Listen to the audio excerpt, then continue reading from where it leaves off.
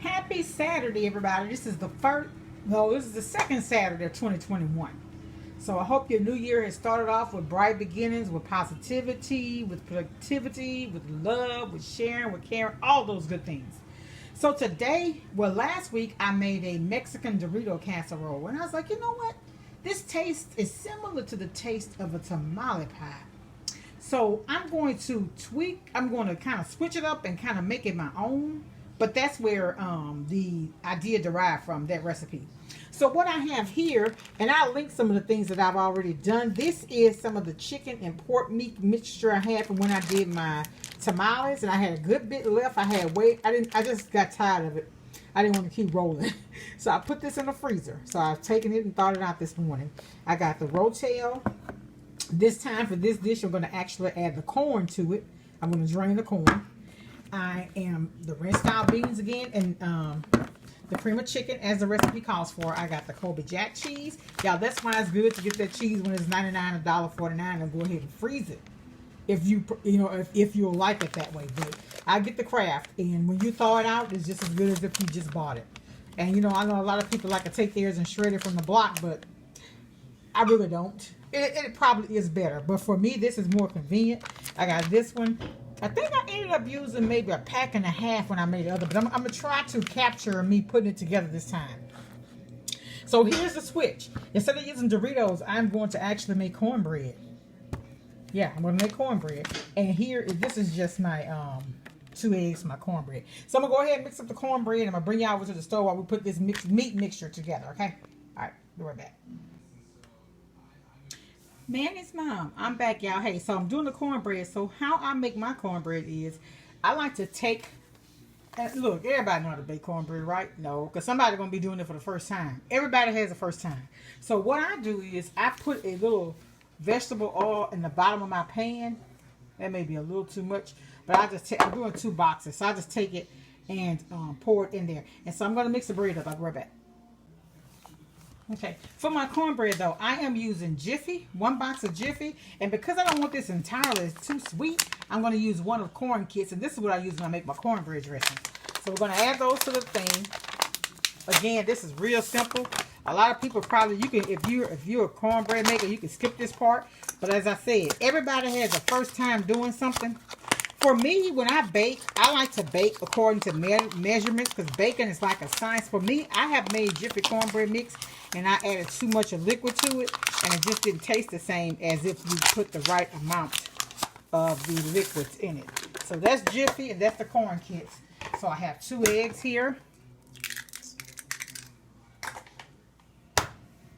And as I said, I put the exact amount of liquid that it calls for. So for the Jiffy, I know it's a 1/3 cup, and for the corn kits, it's 2/3. So I need a cup of milk.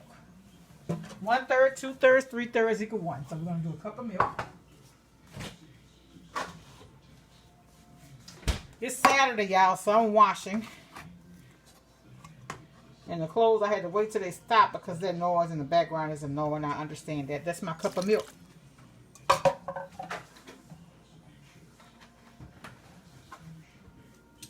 By the time you get through mixing this up, then your liquid should be hot.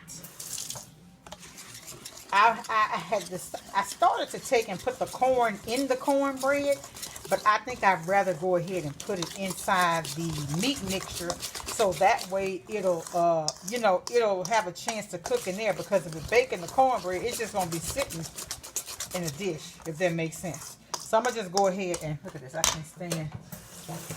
I'll drop some milk here.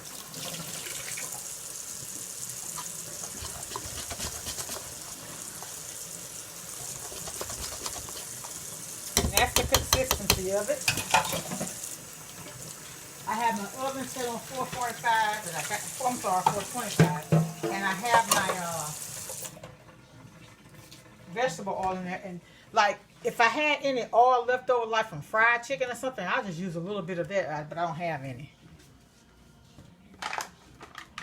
But I watched a young lady video, Britt's March part of 5, and she made some fried chicken macaroni and cheese, sweet potatoes, and green beans. And that I was like, man, she gave me an idea for my Sunday dinner. I'm frying chicken, mac and cheese that I supposed to have made for Christmas. I got everything I need to make it with. Candy yams, which they're on sale 77 cents a pound this week, and some mustard greens with mine. And the mustard greens are 2 for $1 this week. So I'm going to get the greens and the produce. You have to go here and get it early in the morning. So we're going to get up early in the morning and go to the store and get it where it's on sale at. So now we're going to just put this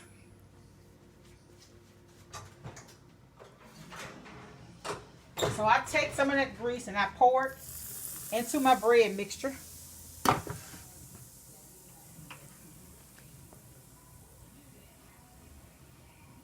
I pour that into my bread mixture. Mix it around just a tad. And then we're going to put the pan here and go ahead and add the rest of it. What this does to your cornbread, it gives it like a crunchy edge to it. You ever had cornbread that's crunchy on the edges like pancakes? If you fry pancakes like, that's that same consistency here with this. So, okay, into the oven. This goes 425 for about 20 minutes, and I'll be back at the stove doing our meat mixture. Be right back. All right, y'all. So I'm over now at the stove. So my meat mixture is actually in a bag.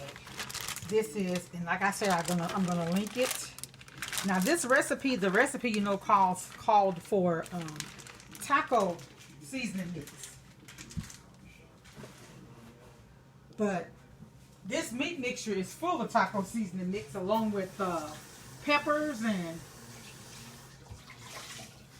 onion and stuff like that. So I don't think, and once I taste it, I'll be able to see if I'll need it or not. Let's get the wooden spoon here. All right, so I did put it in the microwave, but it's not, oh goodness, it's not all the way thawed yet. So what I'm gonna do is put the stove on and just let this cook, the meat cook by itself for about 3-4 minutes to kind of I'll be back, y'all. Okay, so here's the meat mixture. And I've decided that I'm going to go ahead. It's just about, I can break it up. I'm going to go ahead and add the other things to it. Oh, I caught it. Good catch. All right. Y'all, the first thing I do is make me some water when I get in the kitchen. Because you're constantly wiping and... All right, so we're going to add... And y'all remember to always wash your cans off. I know a lot of people do it already, but for somebody that's a new cook, make sure you wash your cans off. They sit in those warehouses. And one time I had bought a jar of Walmart spaghetti sauce because I like it. I like the flavor it gives my food. Got that thing home and looked where a rat teeth was in the top of it, and I couldn't take it back because they're gonna say, man, that could have come from your house. But no, I had just bought it. I had to end up getting some more. But anyway, here's the can of ranch style beans. I'm putting a can of corn. The recipe doesn't call for that, but I'm putting a can of corn. Just because it's a tamale pie recipe. I am putting the can of Rotel. Last time I used it with low sodium. But this time I didn't have the one with low sodium. I'm using what I have. And then remember we had to put in a can cream of chicken. And y'all remember when they had that sale? They had the sale for at Kroger in November, 49 cents. Go in the store now and see how much this stuff is. That's why I buy a lot of it when they have it like that. And I use more cream of chicken than cream of mushroom because I don't really like mushroom. So I got a lot of mushroom left. I should have bought more chicken because that's what I use. And then you use a cup of, and I remember this too. You use a cup of water.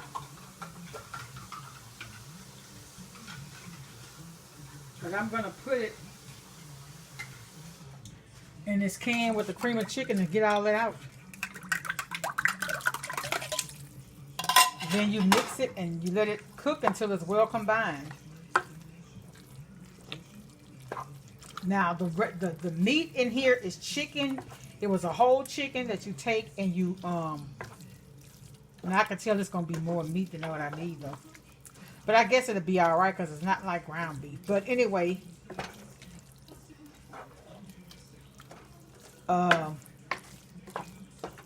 yeah, I could have, because it was a pound. Well, I used 2 pounds, remember? A little over 2 pounds of ground beef, so this is going to be okay.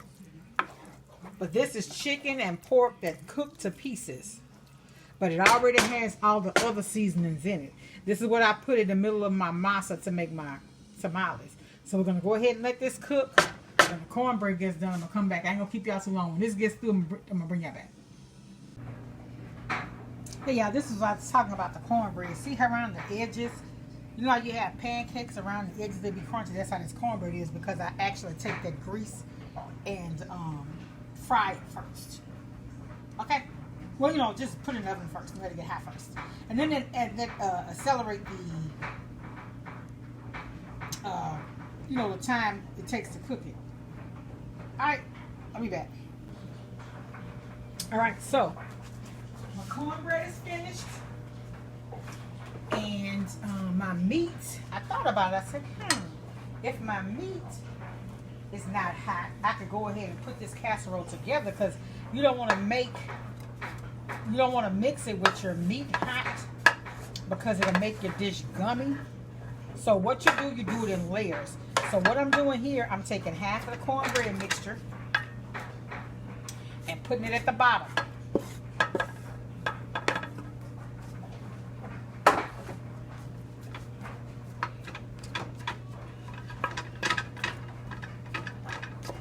It's kind of hot, y'all, so that's why I'm using this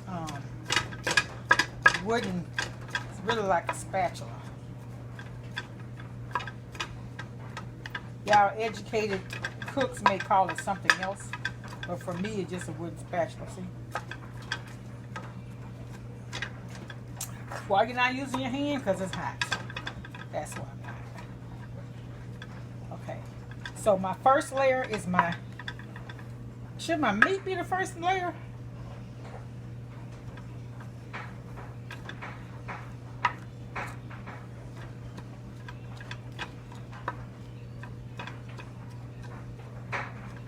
I can't remember, but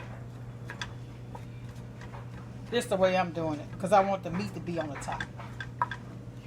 Okay, so there's that. Now let me get a spoon.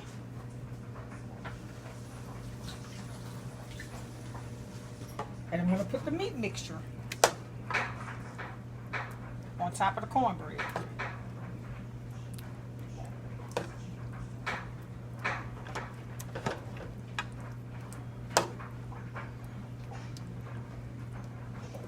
Remember, this is my meat. You repurpose food. What I do, didn't do it when I was younger because I didn't know any better. But this is the seasoning meat from when I did my tamales. And I'll link the meat. It's a long process for the meat, honestly. Okay, there's that. That's the 2 layers. Now I'm going to use some of my Kobe Jack cheese. It almost looks like it's too much to do another layer.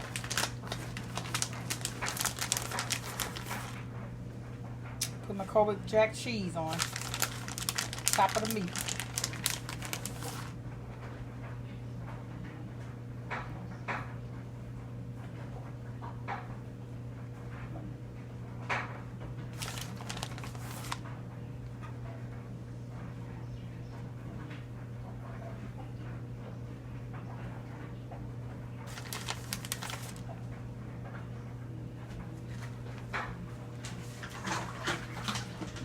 On my hand, I can't stand that.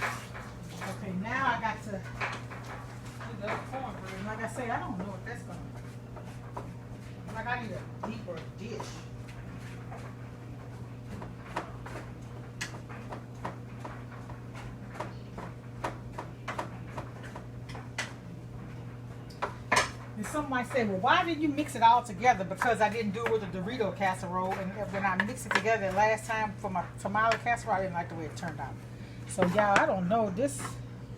Once I put this, I don't know if I'll be able to put another thing of meat. It looks like it's gonna be too much, doesn't it? I might have put too much meat on it, that layer. I'm gonna have to use my hands now. Spread this out evenly.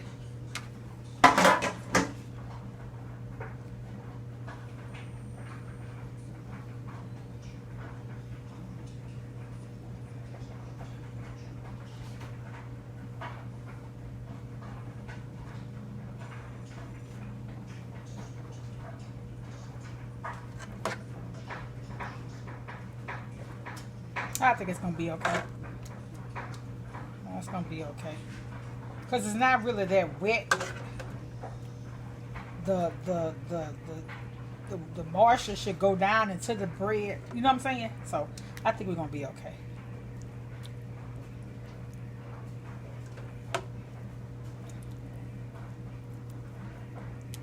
I'm gonna put it on a cookie sheet so in the event that it spills, I have something to catch it. But I think it's gonna be fine. Like I say, it has to go down into the mixture. The meat does.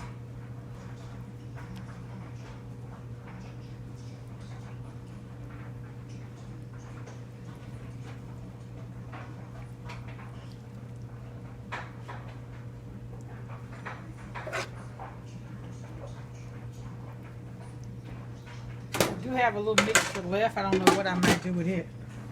But you know what? Your girl ain't throwing it away. Y'all know how it is.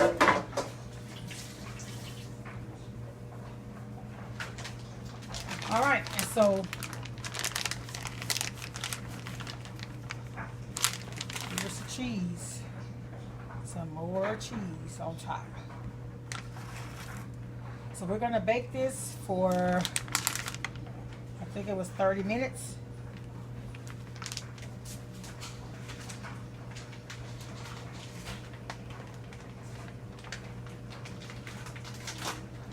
This is the exact way I did the Dorito mix, and I wasn't able to share. Yeah, I like these crumbles better.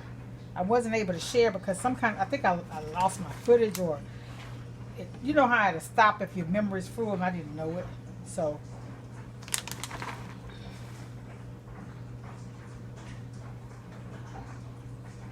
I'm gonna tell you something. You know how I like a lot of cheese, but sometimes when you put too much of something, it takes away from the taste of something else. So a lot of times in dishes, less is better. So I don't want to just put cheese just because I have it. You know what I'm saying? I can use this for something else. I think I just wasted some on my stove. Should have had this covered by something. All right. So let's clean it up a bit. It's got stuff all on the side of it. Here too and here too. I don't want stuff running over. So what I'm going to do, I'm going to put foil.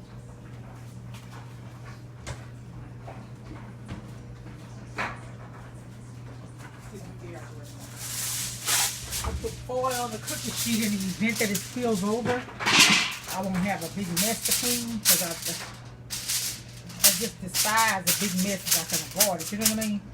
All right, so this is what it looks like, y'all. And let's do this. Ooh. Let's do this.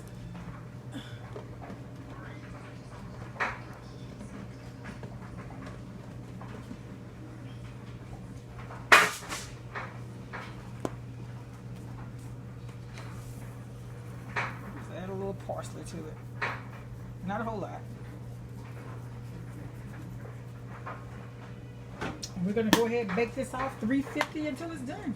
And that's what it looks like.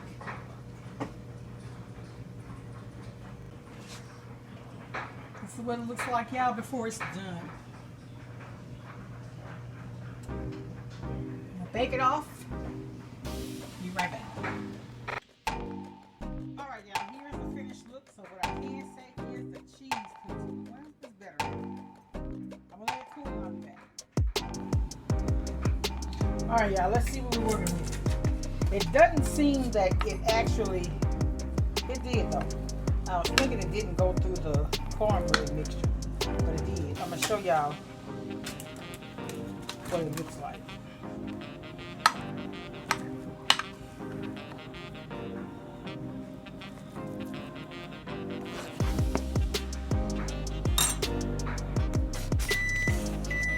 That's what it looks like.